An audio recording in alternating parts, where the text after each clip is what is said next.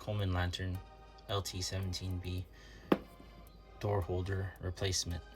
So in this case, you would just stick it down the middle here and just push till it's in, like that, after you remove the broken piece, and just slide it in. Once it's in place, just latch it in like that.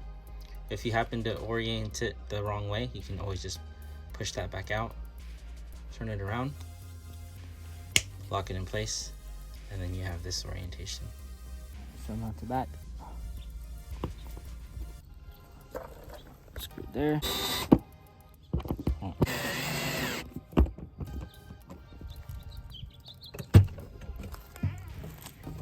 This one.